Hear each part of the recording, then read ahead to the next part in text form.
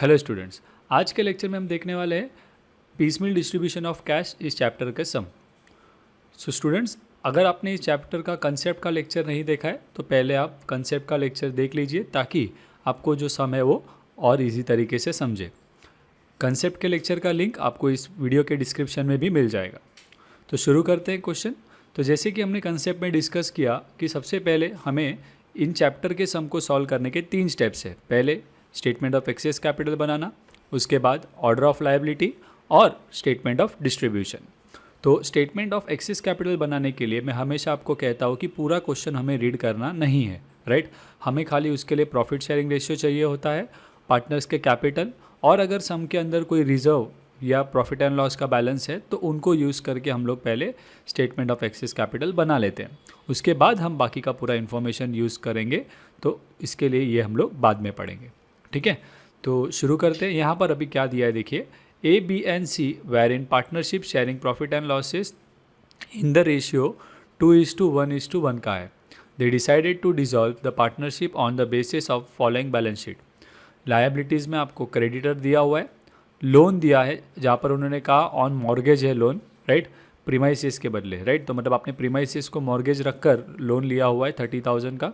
फिर उन्होंने कहा पार्टनर्स लोन है 15,000 का, जनरल रिजर्व आपको दिया गया है 10,000 और आपको पार्टनर्स कैपिटल दिया है, ठीक है। सो यहाँ पर मैं प्रॉफिट शेयरिंग, जनरल रिजर्व और पार्टनर्स कैपिटल की मदद से पहले मैं क्या करूँगा, स्टेटमेंट ऑफ एक्सेस कैपिटल बना लूँगा।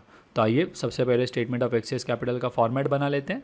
तो यहाँ पर हम ऊपर यहाँ पे हेडिंग लिख देंगे स्टेटमेंट ऑफ एक्सेस कैपिटल, और इसका फॉर्मेट जो कि हमारा फिक्स है, राइट। हम यहाँ पे कौन से कॉलम बनाते हैं, पर्टिकुलर्स, फॉर्मूला और 3 पार्टनर्स के नाम। तो यहाँ पे हमारे 3 पार्टनर्स ए, बी और सी है, तो यहाँ पर हमने लिख दिया ए, बी और सी, ठीक है। अब पर्टिकुलर्स के अंदर भी जो हेडिंग आ रहा है वो भी ऑलमोस्ट हमारे फिक्स ही होते हैं। सबसे पहले हम लोग क्या लेते हैं, प्रॉफिट शेयरिंग रेशियो। तो यहाँ पर आपको पार्टनर्स का प्रॉफिट शेयरिंग रेशियो क्वेश्चन में दिया था, राइट।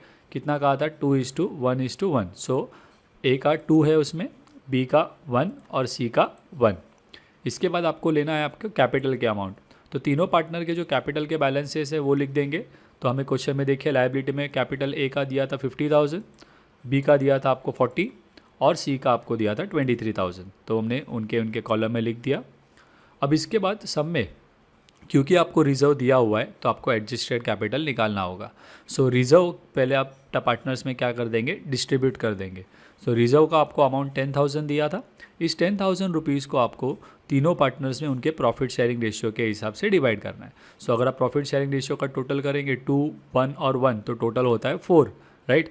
तो आपको 10,000 को डिस्ट्रीब्यूट करना है। तो कैसे डिवाइड करोगे आप, 10,000 इंटू 2/4 करेंगे तो आपको ए का अमाउंट मिलेगा, 1/4 करेंगे तो बी का, सेम वे 1/4 करेंगे तो सी का। तो 10,000 को जब हम डिस्ट्रीब्यूट करेंगे तो अमाउंट मुझे देगा 5,000, 2,500 और 2,500, ठीक है। अब कैपिटल के अमाउंट को आपको रिजर्व के साथ ऐड कर देना है तो आपको मिल जाएगा एडजस्टेड कैपिटल। तो यहाँ पर ए के केस में 50,000 प्लस 5,000 एडजस्टेड कैपिटल होगा हमारा 55,000। बी के केस में 40,000 प्लस 2,500 42,500। सी के केस में 23,000 प्लस 2,500 आपका 25,500, ठीक है। इसके बाद सी आपका unit capital, right.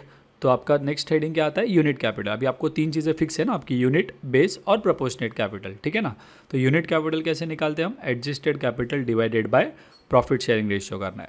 So 55,000 divided by 2 करेंगे हम लोग, राइट। तो आंसर आ जाएगा आपको 27,500। वैसे ही 42,500 डिवाइड बाय 1 करेंगे तो 42,500 ही रहेगा।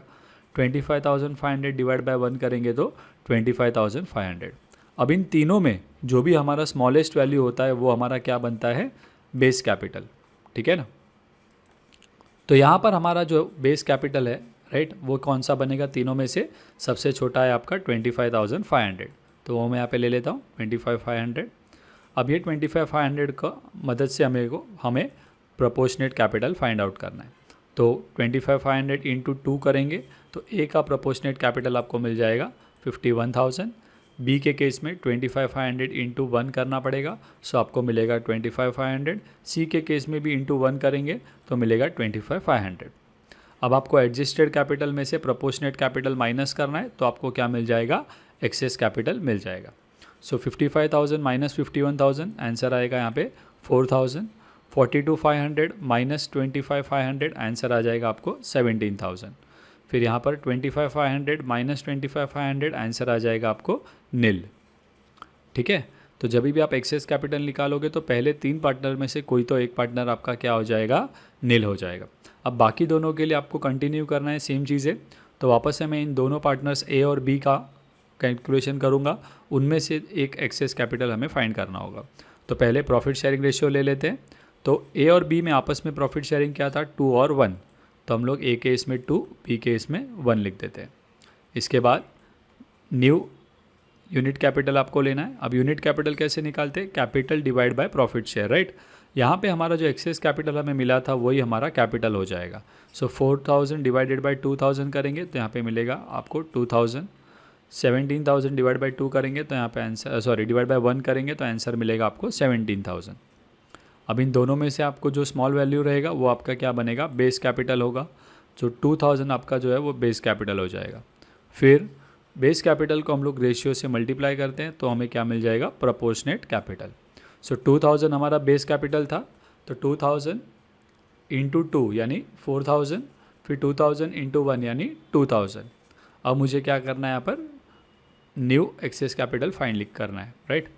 सो फाइनल एक्सेस कैपिटल या न्यू एक्सेस कैपिटल, तो यहाँ पे 4,000 माइनस 4,000 करेंगे, राइट। कैपिटल में से प्रोपोर्शनेट कैपिटल माइनस, तो 4,000 माइनस 4,000 नील हो जाएगा। 17,000 माइनस 2,000 करेंगे तो आंसर कितना आएगा आपको, 15,000। ओके, सो यहाँ पर हमें पता चल जाता है कि पार्टनर्स कैपिटल को पे करते समय आपको सबसे पहले किसको पे करना होगा, बी को पे करना होगा। उसके बाद आप ए और बी को पे करेंगे और उसके बाद आप ए, बी और सी तीनों को प्रॉफिट शेयरिंग रेशियो में पे करेंगे। ठीक है, तो अब हम लोग नेक्स्ट पार्ट की तरफ जा सकते हैं, that is order of liability.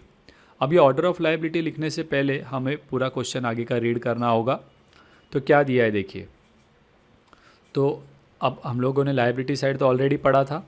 Asset में हमें दिया गया है प्रीमाइसेस, डेटर्स, स्टॉक, कैश का वैल्यू दिया हुआ है 3,000। एसेट्स में हमें जनरली खाली कैश का वैल्यू यूज़ होता है बिकॉज उनको आपको पेमेंट के वक्त स्टार्टिंग में आपके पास कितना कैश अवेलेबल है आपको उसी से स्टार्ट करना होता है। ठीक है, नीचे आपको क्या कहा है एडिशनल इन्फॉर्मेशन में, the assets were realised piecemeal as follows.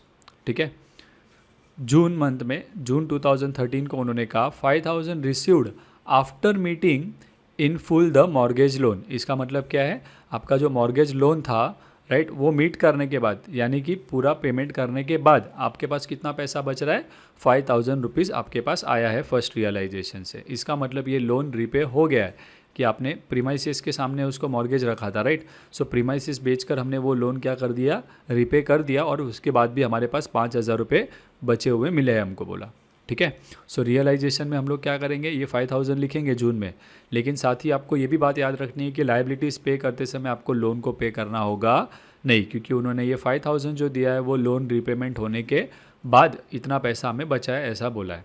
ठीक है, उसके बाद जुलाई मंथ में उन्होंने कहा डेटर से 15,000, स्टॉक से 10,000 आया।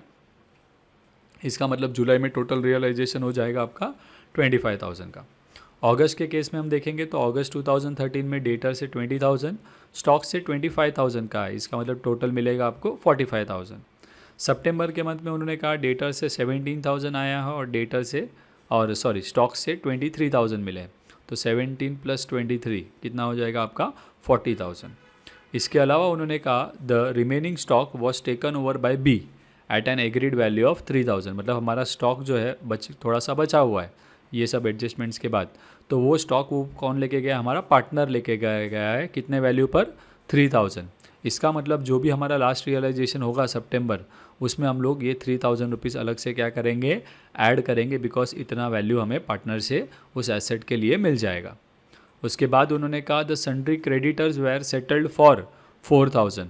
तो स्टूडेंट्स अभी ये फर्स्ट टाइम ऐसा हुआ है हमने जो क्वेश्चंस किए उसमें कि जहाँ पर आपको किसी लायबिलिटी के बारे में वैल्यू दिया हुआ है, राइट। जनरली हम क्या करते हैं, लायबिलिटीज़ में जो वैल्यू है उसी वैल्यू पर हम लोग पेमेंट करते हैं लायबिलिटीज़ को, लेकिन यहाँ पर उन्होंने स्पेसिफाई किया है कि लायबिलिटीज़ में क्रेडिटर 5,000 दिया था, लेकिन आपको सेटल कितने में करना है, 4000 में करना है। इसीलिए जब हम लोग ऑर्डर ऑफ लायबिलिटी लिखेंगे तब उस लायबिलिटी का नाम जब मैं लिखूंगा पेमेंट के लिए तो मैं 5000 नहीं लिखूंगा क्रेडिटर्स का, मैं कितना लिखूंगा 4000, क्योंकि उन्होंने स्पेसिफाई किया है कि क्रेडिटर्स को आपको कितना पे करना है, ओनली 4000। ठीक है, अगर ये नहीं बोला होता है तो जनरली हम लोग जो बैलेंस शीट में लायबिलिटी का अमाउंट है वही लेते हैं। ठीक है, उसके बाद उन्होंने कहा the partner decided to distribute cash as and when realised, you are required to show the distribution of cash applying highest relative capital method. तो ये आपका सेम ही है, excess capital method, proportionate capital method, सारे एक ही नाम ये है मेथड है, खाली नाम अलग अलग उसके हैं। ठीक है, तो हम लोग वैसी मेथड से करेंगे। तो अभी नेक्स्ट स्टेप नंबर 1 हो गया हमारा एक्सेस कैपिटल। स्टेप नंबर 2 है हमारा ऑर्डर ऑफ लायबिलिटी। अब ऑर्डर ऑफ लायबिलिटी में जनरली सम के अंदर सबसे पहले रियलाइजेशन एक्सपेंस आता है, बट इस क्वेश्चन के अंदर आपको रियलाइजेशन एक्सपेंसेस के बारे में कुछ भी बोला नहीं है। तो इसके बाद सेकेंड लायबिलिटी जो होगी वो मतलब नेक्स्ट नंबर पे जो होती है वो कौन सी आएगी यहाँ पर, वो है आपकी क्रेडिटर्स। क्योंकि देखिए लोन तो हमें पता है, उन्होंने बोला आपको कि वो लोन रिपे हो गया डायरेक्टली, प्रीमाइसिस जो मॉर्गेज रखा था उससे हमने पहले ही क्या कर दिया, वो लोन पे कर दिया और उसके बाद भी हमारे पास 5000 बचे। इसका मतलब ये लोन को हमें पे करना नहीं है। तो मैं पहली लायबिलिटी क्या लूँगा, क्रेडिटर। क्रेडिटर के बाद इस सब में देखिए पार्टनर का लोन दिया हुआ है, लेकिन देखो मैंने क्रेडिटर यहाँ पे 5000 नहीं लिखा, क्या लिखा है 4000, क्योंकि सब में उन्होंने मेंशन किया था कि हमें क्रेडिटर्स को कितने में सेटल करना है, 4000 में। क्रेडिटर्स के बाद आपका नेक्स्ट आ जाता है ऑर्डर ऑफ लायबिलिटी के हिसाब से पार्टनर का लोन अकाउंट। तो पार्टनर्स का कैपिटल को तो हम देंगे ही नो डाउट, बट उसके पहले अगर पार्टनर लोन है तो पहले आपको वो पार्टनर लोन रिपे करना होगा। तो यहाँ पर आपको पार्टनर लोन कितना दिया हुआ है देखिए 15000, तो वो ले लेंगे। इसके बाद पार्टनर्स कैपिटल की पेमेंट शुरू होगी। उसमें सबसे पहले किसको पे करना है, तो ये एक्सेस कैपिटल के टेबल की मदद से सबसे पहले हम किसको पे करने वाले हैं, बी को। कितना, वो भी 15000, तो वही हम लिख देंगे यहाँ पर पे टू बी 15000। उसके बाद इसके पहले वाला स्टेटमेंट ऑफ एक्सेस कैपिटल देखिए 4000 और 17 था, राइट। तो ए के केस में तो 4000 आएगा, लेकिन बी के 17 में से हम 15000 उसको दे चुके हैं, तो अभी हमें कितना देना बाकी है, ओनली 2000। ठीक है, राइट। तो ए का 4000 आएगा क्योंकि इसको पहले कुछ दिया नहीं है हमने, इसको 17 था लेकिन हमने ऑलरेडी 15000 दे दिया था, इसीलिए अभी कितना लेंगे, उसमें 2000 ही लेंगे। तो इन शॉर्ट ए और बी को आपको टोटल मिला के कितना देना है, 4 और यहाँ का 2, यानी 6000 देना है। ठीक है, इसके बाद जो भी पैसा बचेगा वो तीनों पार्टनर्स में उनके प्रॉफिट शेयरिंग रेशियो यानी कि 2:1:1 में हमें डिस्ट्रीब्यूट कर देना है। ठीक है, तो this is our order of liability, that is step number 2। अब स्टेप नंबर 3 पर आते हैं, वो है आपका स्टेटमेंट ऑफ डिस्ट्रीब्यूशन। तो उसके लिए पहले जो हमने ऑर्डर ऑफ लायबिलिटी लिखा है और क्वेश्चन मैंने आपके लिए यहाँ पर ले लिया है ताकि आपको ईजी तरीके से समझे। अब हम स्टेटमेंट ऑफ डिस्ट्रीब्यूशन का फॉर्मेट बना लेते हैं। तो उसमें सबसे पहले हमारा कॉलम रहेगा पर्टिकुलर्स, इसके बाद कैश का कॉलम, जितना कैश हमारे पास अवेलेबल है और हम पेमेंट करेंगे तो वो कैश कॉलम से शो करेंगे। ऑर्डर ऑफ लायबिलिटी में हमें सब में राइट कौन से लायबिलिटीज़ दिए थे, राइट, जो हमें यहाँ पे दिया है वो लिखना है। तो पहले क्रेडिटर का कॉलम बनेगा, उसके बाद ए पार्टनर का लोन और हमारे 3 पार्टनर्स के कॉलम। ठीक है, अब स्टेटमेंट ऑफ डिस्ट्रीब्यूशन में सबसे पहले हम जो है पहले बैलेंसेस लेते हैं। तो पहले हमें कैश का बैलेंस कितना दिया था, 3000, तो वो लिख देंगे।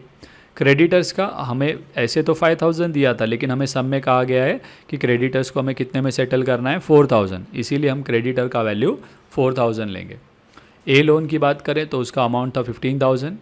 ए, बी और सी का जो अमाउंट है वो आपको क्या करना है, एडजस्टेड कैपिटल जो आपको मिला था उसके हिसाब से आपके ए, बी और सी का अमाउंट कितना था वो यहाँ पर आप लिखेंगे हमेशा। ठीक है, सो 55,000 ए का था, बी के केस में 42,500 और सी के केस में 25,500। ठीक है, तो ये हमने पहले बैलेंसेस लिख दिए। अब शुरू करते हैं हम लोग पेमेंट। तो सबसे पहले मेरे पास कितना पैसा है, 3000, और मुझे पहला पेमेंट कौन सा करना है, क्रेडिटर्स का, कितने अमाउंट का, 4000 का। तो उतना तो पैसा हमारे पास है नहीं, तो हमारे पास जो भी अवेलेबल है फ़िलहाल 3000, उतना मैं पहले क्रेडिटर्स को क्या करता हूँ, दे देता हूँ। तो 4000 था उनका लायबिलिटी, लेकिन मेरे पास अभी 3000 ही है, तो ये मैं 3000 रुपये क्रेडिटर्स को दे दूँगा। और ये 3000 यहाँ पे मैं कैश केस में लिख रहा हूँ, लेस पेड टू क्रेडिटर करके, और ये 3000 मैं क्रेडिटर के कॉलम में भी लिख देता हूँ। अब मेरे पैसे ख़त्म हो गए, मेरे पास 3000 थे और वो 3000 पूरे मैंने पे कर दिए। सो अब मुझे वापस से बैलेंस निकालना है। तो मेरा कैश का बैलेंस पहले 3000 में से 3000 नील हो गया, और यहाँ पर क्रेडिटर के केस में बैलेंस रहेगा 1000, ए लोन के केस में 15,000, ए के केस में 55, बी के केस में 42,500 और सी के केस में 25,500। इसके बाद अभी आपको फर्स्ट रियलाइजेशन का अमाउंट लेना है। तो हमारा पहला रियलाइजेशन कौन से मंथ में हुआ था? जून। यहाँ पर आपको उन्होंने कहा था कि हमारा मॉर्गेज लोन क्लियर करने के बाद हमारे पास कितने पैसे बचे हैं? 5,000। तो मैं रियलाइजेशन से कितने पैसे लूँगा? 5,000। ऑर्डर ऑफ लायबिलिटी में हम कहाँ थे? हम फर्स्ट क्रेडिटर्स को ही पे कर रहे थे। लास्ट टाइम हमने क्रेडिटर्स को 3,000 दे दिया था, अब उनका 1,000 रुपया और बचा है। मेरे पास कितना अमाउंट है? 5,000 अवेलेबल है राइट नाउ। तो उसमें से मैं ये 1,000 क्रेडिटर का क्या कर सकता हूँ? पे करके क्लियर कर सकता हूँ। तो इसके लिए हम लोग यहाँ पे लिखेंगे पेड टू क्रेडिटर्स 1,000 और उसको क्रेडिटर के कॉलम में भी लिख देंगे 1,000। अब जून मंथ में आपको रियलाइजेशन से मिला है 5,000, उसमें से 1,000 माइनस किया, राइट? तो हमारे पास कितना बचता है? 4,000 बचता है। और ऑर्डर ऑफ लायबिलिटी में नेक्स्ट नंबर किसका है? देखिए क्रेडिटर्स के बाद लोन। अब ए का लोन जो था वो इस सम में कितना था अमाउंट? 15,000। बट मेरे पास अभी कितना पैसा बचा हुआ है ये पे करने के बाद? ओनली 4,000। तो इसीलिए हम लोग क्या कर देंगे? वो 4,000 हम लोग पे टू ए कर रहे अगेंस्ट जो लोन उसने हमें दिया हुआ है। ठीक है, कितना अमाउंट? 4,000 जितना हमारे पास है, और उसको ए लोन में भी लिख देते हैं। लेकिन इससे इसका लायबिलिटी अभी तक पूरा क्लियर हुआ नहीं है लोन का, ठीक है। बट हम लोग माइनस करेंगे तो 5,000 में से 1,000 गया और 4,000 भी, तो मेरा बैलेंस क्या हो जाएगा? नील। इसके बाद क्रेडिटर्स की बात करें तो उसका बैलेंस नील हो गया रहेगा, क्योंकि पहले 1,000 बैलेंस था, इसमें से हमें इस साल उसको 1,000 पे कर दिया तो उसका अमाउंट नील हो जाएगा। ए लोन की बात करें तो 15,000 में से हमने 4,000 पे कर दिया है, तो अभी बचा 11,000। और ए, बी और सी को अभी तक कोई पेमेंट नहीं हुआ है, तो इसीलिए उनके बैलेंसेस आपके क्या रहेंगे? सेम। इसके बाद आपको नेक्स्ट रियलाइजेशन लेना है, यानी कि जुलाई मंथ का। उसमें आपको उन्होंने बोला है डेटर से 15,000 और स्टॉक से 10,000 आया है। सो जुलाई मंथ के रियलाइजेशन में टोटल कितना आया? 25,000। अब इस 25,000 में से हम पेमेंट करेंगे। ऑर्डर ऑफ लायबिलिटी में हम कहाँ थे? लोन पर। लोन का 15,000 में से हमने क्या किया था? पहले लास्ट टाइम 4,000 पे किया था। अब बचा हुआ अमाउंट यानी कि आपका 11,000 जो है वो हमें अभी पे करना है। अब ये 11,000 के लिए राइट हमने किसको पे किया है? ए लोन, तो इसीलिए ए कॉलम के इसमें शो करेंगे। और बैलेंस की बात करें तो 25,000 माइनस 11,000 करेंगे तो आपके पास बैलेंस कितना बच जाएगा? 14,000 का बैलेंस बच जाएगा। अब ये बैलेंस से हमें आगे पेमेंट करना है, तो ए का लोन का पेमेंट तो हो गया। अब मुझे पार्टनर्स कैपिटल में बी को पैसे देने, कितना? वो भी 15,000। तो इसीलिए पहले मैं बी को, मेरे पास 15 तो नहीं है, लेकिन मेरे पास कितना अमाउंट अभी है? फ़िलहाल 14,000 है, तो वो मैं क्या कर देता हूँ? बी को दे देता हूँ। और क्योंकि हमने बी को दिया है तो इसीलिए बी के कॉलम में भी लिख देंगे। अब मेरा कैश का अमाउंट क्या हो गया? नील हो गया। ओके, तो अब आ जाते हैं हम नेक्स्ट रियलाइजेशन में, that is in the month of August. अगस्त में उन्होंने क्या बोला? डेटर से 20,000 आया है और स्टॉक से 25। तो यहाँ पर मैं टोटल अमाउंट हमारा कितना हो जाएगा? 45,000। अगस्त मंथ में हमें 25,000 आए, 45,000 मिले हैं टोटल। अब ऑर्डर ऑफ लायबिलिटी में हम कहाँ पर थे? हमने पे किया था बी को। लास्ट टाइम हमने कितना पे किया था? 14,000, राइट। बट उसका अमाउंट कितना था? 15 था। तो पहले हम लोग 1,000 जो है वो उसका दे देंगे बी को, उसका 1,000, और उसको बी के कॉलम में भी लिख देंगे। अब हमारे पास बचेंगे 44,000।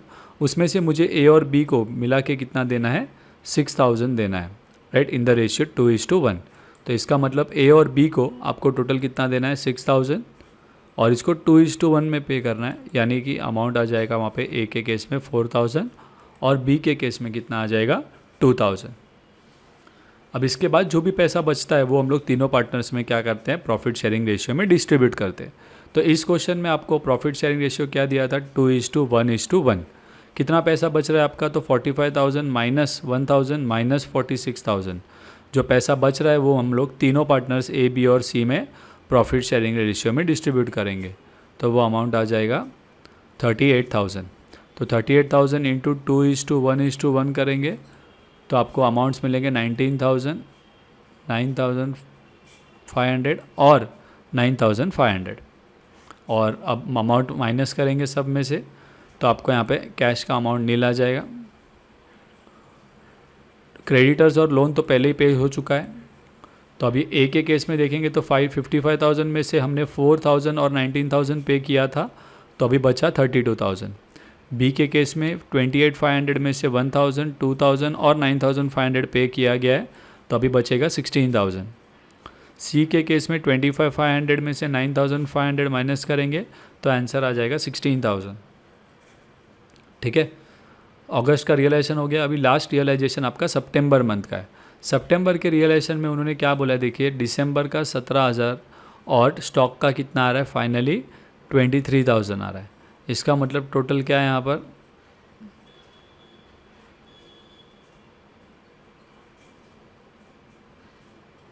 $40,000 आ जाएगा।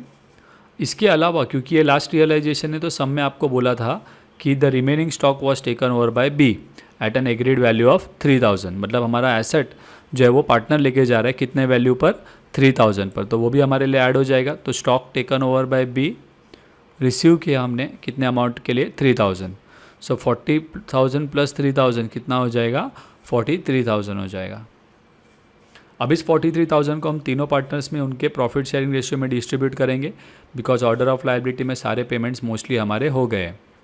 तो 43,000 को अगर हम लोग तीनों पार्टनर्स में प्रॉफिट शेयरिंग रेशियो के हिसाब से डिवाइड करें तो फर्स्ट पार्टनर को आएगा वहाँ पे 21,500, सेकेंड को आएगा वहाँ पे 10,750 और थर्ड पार्टनर को भी सेम 10,750। अब हम लोग सरप्लस या डेफिसिट की बात करते हैं, तो 32,000 में से मैं यहाँ पे 21,500 माइनस करता हूँ, तो मुझे यहाँ पे अनपेड बैलेंस मिलेगा। ठीक है,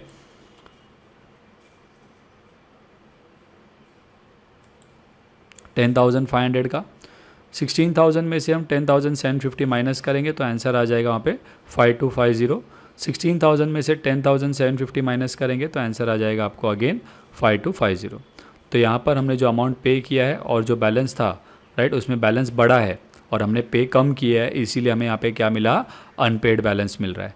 बट अगर समझिए माइनस करके नेगेटिव आ रहा है तब हम उसको क्या कहते हैं, सरप्लस बैलेंस पेड करके। ओके, तो यहाँ पर हमारा ये जो सम है वो कंप्लीट हो जाता है। सो स्टूडेंट्स, अब आप हमारे व्हाट्सएप ब्रॉडकास्ट ग्रुप को भी ज्वाइन कर सकते हैं for free notes, assignment and all the latest updates related to exams. To join the free WhatsApp group आपको जो है आपका नाम, क्लास और आपका लोकेशन का नाम इस व्हाट्सएप नंबर पर सेंड करना है and you will be added to the WhatsApp broadcast. तो अगर आपको हमारे ये लेक्चर्स पसंद आते हैं तो हमारे वीडियोज़ को लाइक और कमेंट करें और इन्हें अपने फ्रेंड्स के साथ शेयर करना ना भूलें।